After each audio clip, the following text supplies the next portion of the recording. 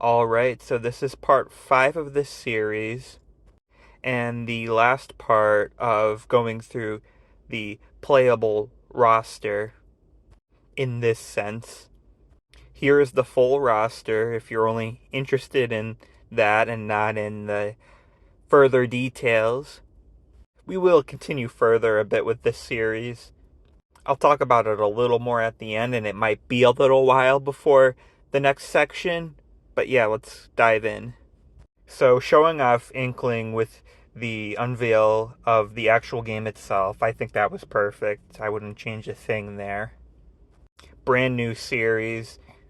Someone you kind of expected, but we're still pretty excited to see actually make it. E3, big reveal. Rare is back. We've got Banjo, Gruntilda, Joanna, and Orchid, as well as their sort of replacements on the roster all together now. Echo concept is shown, and the first Echo I would have shown is Octolings. I think it makes a lot of sense. I mean, Splatoon was a pretty big breakout for Nintendo, and there was speculation and people wanting to see playable Octolings for a while, and then this would so happen to coincide with the Octo expansion for Splatoon 2 as well, so I think it could have worked. I've seen some debate about ink colors, but I don't know. I think you could have made it work whether you add like a light or dark tint to the ink, or something I think would be cool is if Inkling colors were a little different. You had the costume selection and then your ink color selection, and then your Octoling colors could be linked to that same color selection. Hopefully that makes sense. But yeah, I don't think that would be something too crazy to do. After that, I would have capped off E3 with the unveil for Skull Kid. I don't really have much to say. This is a popular Zelda character who's been mildly recurring and is some character I'm personally a fan of, so why not? I guess, I forget. I remember in the speculation scene there was that one time people were thinking there was a hint for Skull Kid based on, I don't remember what it was, but it was something with the scene, whether it was the chair or something like that. So I don't know if this was that particular presentation or if we would have been avoiding that potentially, but something noteworthy. So then we've got our direct, and I say we kick it off with our first third-party character. Once again, Smash itself brought in a character from a returning third-party company, and I mentioned this character almost made it into Melee. Conker finally joined Smash. After that, I'd say to show off 2 more Echoes. One thing that kind of pains me about not introducing Robin last time around was Silica would have been a great Echo, and I love Fire Emblem Echoes, but that's not really an option here. The option I did land on instead is Veronica as a Micaiah Echo. I think it kind of works. They both got ties to magic and healing. I guess Veronica is a little smaller, but I think it could still kind of work out. And it would be cool to see them represent, at the time, I mean, Pokemon Go is kind of a weird case, but besides that, Nintendo's most successful mobile outing, or their first sort of breakout there. The other Echo I have is I would still do Dark Samus. Give Metroid Prime a proper representative rather than, I think we just have 2 Samuses right now who are in other games. And I don't know, there was obviously cool animations and that you can do with Dark Samus, which is why they actually added them. And we get one newcomer at the end of the direct. Instead of K. Rool, I'm gonna finally bring in Xenoblade. I kind of thought about maybe adding Xenoblade instead of Azura, but obviously I didn't do that, but we're going to make up for that now. I'm going to go with someone a little more out there. I'm going to go with Tora and Poppi from Xenoblade 2. The reason for this is I feel like, I don't know, it sort of stands out for Xenoblade itself. I think Nopon is what Tora's species is called, and they're obviously a big part of the Xenoblade games, one of the more standout, iconic parts of them.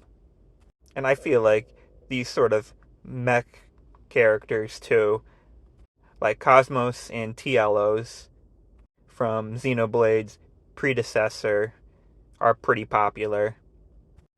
And so is, I guess this is a spoiler, but Smash spoils it in Shulk's Final Smash, but Fiora from the first Xenoblade. And this would sort of represent those two ends of Xenoblade together.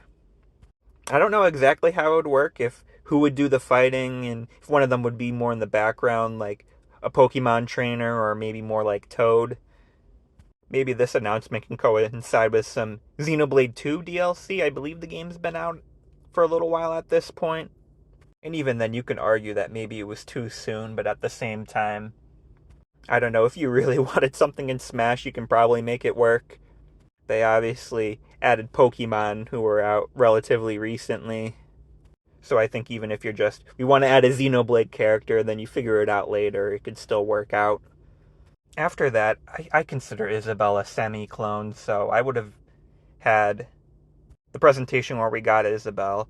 I would have instead unveiled our two third-party echoes. Obviously, there was, in the Smash presentation, I only unveiled two, but there was actually three echoes unveiled. And I would have had them be our two third-party ones, which would have been Tails and Coco Bandicoot, who I just felt were the best choices available from what we had. Iconic characters. There's certainly, particularly with Sonic, several other good choices, but I don't know. Tails has been around the longest, and when you think about Smash and pinning up these iconic battles, I mean, I feel like having, Tails versus Luigi sounds more interesting than Shadow and whatever edgy character or whatever other combinations you can come up with, or Metal Sonic and another robot, at least in my opinion. Final presentation, one more Echo, one more newcomer. New Echo, this one's a little out there. I considered Crystal from Star Fox, but I figured we're good on Star Fox characters. A series I really wanted to give another character was Pikmin, and I landed on I forget what the company was exactly called, the Holot or whatever, the president of the company from the first two games. I landed on him instead of someone like Alm, or Alf, I mean. I don't know, I just felt like his design stood out a little more. He's a little bit of a bigger character, a little bit of a different color scheme and facial hair. I guess Charlie kind of close to hitting some of those marks too, but then at the same time, the president, I don't think he physically appeared until 2, but I think he was mentioned in 1 and in 3, so he's been around too, which gives him a bit of an advantage with this sort of thing. So, and then the last character, another out there surprise character, but I'm going to bump Piranha Plant to base roster. I really liked this decision and the creativity and the, once again, just out there fun idea. At the end of the direct, though, we do have the announcement of DLC and our sort of weird in-between character who's free for a limited time, but is still DLC, but not part of our first pass technically. I would give this to a newer character. I'm particularly going to go with Arms. Once again, I can understand it being maybe a little late to include an Arms character, especially given Xenoblade's at least established at that point. Arms is completely new. Also, another note is that my Arms character would probably play a bit differently from the way Min Min plays, just because I just don't like the way she plays. And I would have particularly gone with Twintelle. I don't know, I just sort of like the idea of her, having her arms, but also using her normal arms, which only she can do in that game, I believe, to, use the items and such. And she's a popular, diverse character, which I think helps, too. Shortly before launch, or was it actually the same night it launched, we got our first Fighter Pass character. Joker's a character I can see myself coming back to later. I haven't played Persona 5 yet, but I intend to. And hopefully I like it, and I'll want to add Joker back. But for now, I'm going to go with characters I'm more familiar with. And I'm going to go with another character who I feel like is kind of similar, and that's 2B from Nier. Similar in the sense that not really associated with Nintendo, but kind of could through some light cameos and whatnot. Both games sort of came out around the same time and really propelled their series to a new level. And I just really like that game and this character, so. Then we make it to E3 where we got 2 characters. And my choices are going to be a bit out there. So we got one new company, one already existing company. One character who appealed more to the West, one character that appealed more to the East. And I like the way that worked out. I mean, how can I not? Banjo got in. But I'm going to do things a little differently. The first idea is kind of out there. Well, actually, they both are. But I feel like Rash is a kind of missing rare character at this point. Really, the one that stands out to me.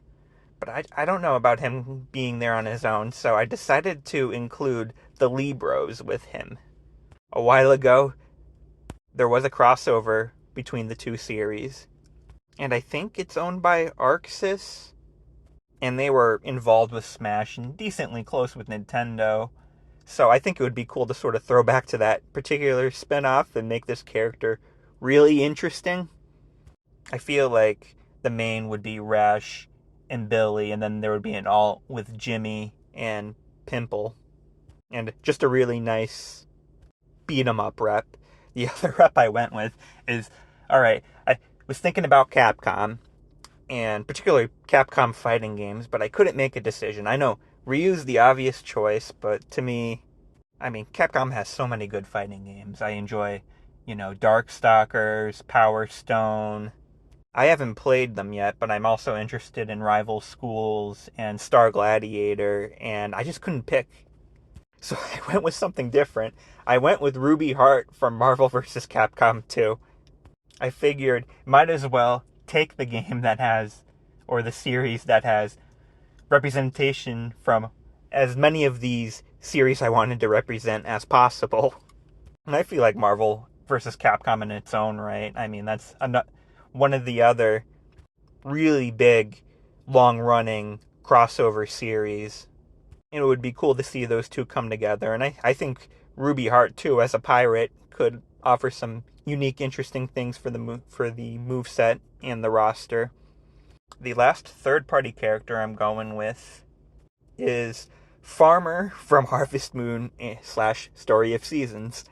Once again, kind of out there, under the radar, but I don't know. I remember Harvest Moon being decently big at one point, and I think it's technically an indie series and would be the first in the game.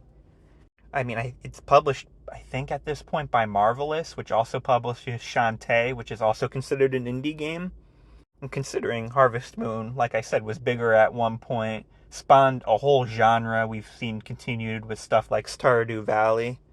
I know it's kind of out there, especially with the legal hurdle, but if Nintendo was able to get some of the Harvest Moon games, they just, from when I'm recording this, announced one of them coming to NSO, and they had some on Virtual Console too, so I think they could work something out here. Maybe you couldn't reference one of the series, but I think there's obviously some interesting moveset potential, kind of Villager-esque. But I have a bit of a connection with these series too, so that helps. Play them a bit.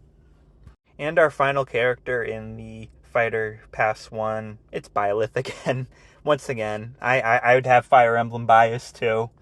And Three Houses, Awakening brought Fire Emblem to a new level. To me, Three Houses brought it to an additional new level. And yeah, I wouldn't be able to resist. And then obviously what they did with the moveset and representing all the different weapons, which would have been represented a little better here, but this sort of does it in a little more of a unique way, I guess. Be our first whip item, I guess, too, since we don't have Simon. And Zero Suit uses batons instead, so one more fighter pass to go. I'm going to address both first-party characters right away because, well, we kick off the fighter pass with one of them, and then the other one, if you've seen the thumbnail, you know who it is. It's Ditto. Obviously, I've already sort of mentioned, but I'm not a big fan of mainline Pokemon. But at this point, we only have Pikachu and Pichu, so no newcomers since Melee, and only really one moveset. I think Ditto's the best way to make up for that, being able to shapeshift into other popular Pokemon. And after all, they did release Pokemon Snap 2, so I should give them a little thanks for that. And actually having Ditto come out so late into Smash kind of helps. You might be able to get a generation in you weren't previously able to. Although I'm not really too familiar with when different generations released. The other first-party character who's going to kick off this pass is Lora from the Xenoblade 2 expansion. I wanted another Xenoblade character, because, I don't know, the series was growing pretty quick, and I felt like it earned one. And I've enjoyed what I've played of it so far. I don't know, in this case I decided to just go with the protagonist, go with the latest protagonist. I think Torna's been out a little bit at this point, but I don't know. And plus I just thought Lora and Jin and their whole thing were pretty interesting. I would think Lora would be the main fighter and Jin would be in the background like Pokemon trainer or have little summons to help like Toad. And you can maybe implement Haze, I believe was the other blade that was with Lora. You can probably implement her as well, so it would be pretty interesting and quite a bit different from our other Xenoblade rep, even though they both technically come from 2. I did consider Shulk. I know Definitive Edition came out also probably around this time, but I don't know, maybe it's because I haven't played the first one yet, but I just like the idea of Lora better, so I went with it. As for our third parties, the first one unveiled is another crossover character. I've got Arle and the Tetriminos, or whatever the Tetris pieces are called. Once again, another crossover that makes sense. Obviously, Puyo, Tetris, there's 2 of them out now. They're the 2 really big puzzle games that have been active for a really long time. I just couldn't picture the Tetris pieces by themselves, though. I've seen some people with concepts of them forming like some sort of humanoid figure, and they could float around, but I don't know. I just sort of like the idea of Arle, commanding them, and also, some Puyo. I think she has like another little assistant. I don't remember his name, but I think maybe he can do some stuff too. But obviously Tetris, really huge, should be here. Kind of funny because I think that this is the spot Steve was in, or maybe it was Sephiroth's spot. But you kind of go, I'm going to go with the old game that was the most sold, as opposed to Smash went with the one that outdid it. But overall, I prefer Tetris too, so I'm going to go with it. The other character I have, there's 2 things I liked with the final pass, is that I liked having the Pyramithra transforming character, and I liked bringing in a second rep for another series who is villainous. I had a hard time finding a character who fit this, let alone both. But I found one that I really liked. I went with Kasumi Alpha from Dead or Alive. Obviously, we already have Ryu, who represents Dead or Alive and Ninja Gaiden, so that settles that. And Kasumi Alpha is a clone of that series protagonist, Kasumi, and she's shown 2 forms, a human form, which is pretty much a Kasumi clone, exactly, in moveset and all, but she also has, like, similar to Dural and other characters, where her moveset gets completely changed around. She's a lot quicker, she floats around in that, so I thought it would be a pretty fun, more out there way to represent that franchise, as well as use these 2 concepts. Second to last character, E3, Kazuya's spot. I really like the idea of adding Monika from Doki Doki Literature Club. Obviously in Smash itself she would be the first indie character, but we already had Farmer last time. But she's got a lot of other good things going for her. I guess we have visual novels at this point too, with Ayumi from all the way back. but she would also represent, horror games. I feel like she can have a fun moveset using like different, glitches, and how indie games and visual novels are still, with only one rep, they could use another. I think it's a little unexpected, but I feel like people are pretty aware of the character. And actually, I think I've seen that the creator of Doki Doki Literature Club was actually involved with the Smash community at some point. I don't know if he was a competitive player or something.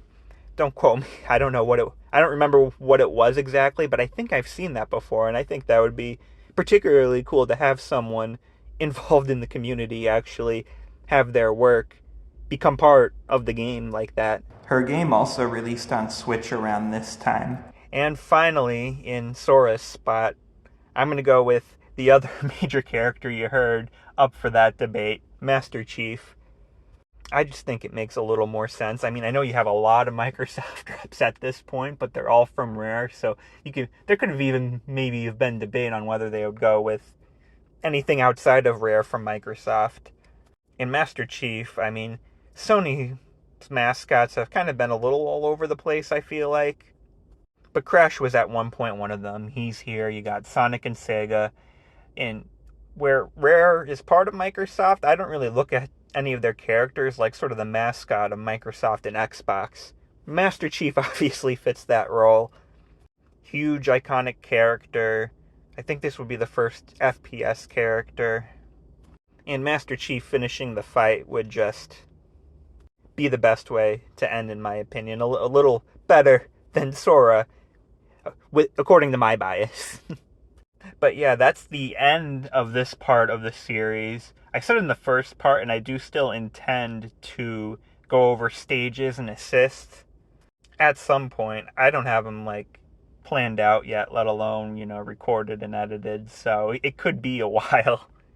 I also wouldn't mind, like, I've had other ideas for different, rosters to make and discussions to have with Smash, or I guess even other series, so that could sort of also be a spiritual successor to this. And yeah, I guess thanks for tuning in for this part and any other parts you may have watched.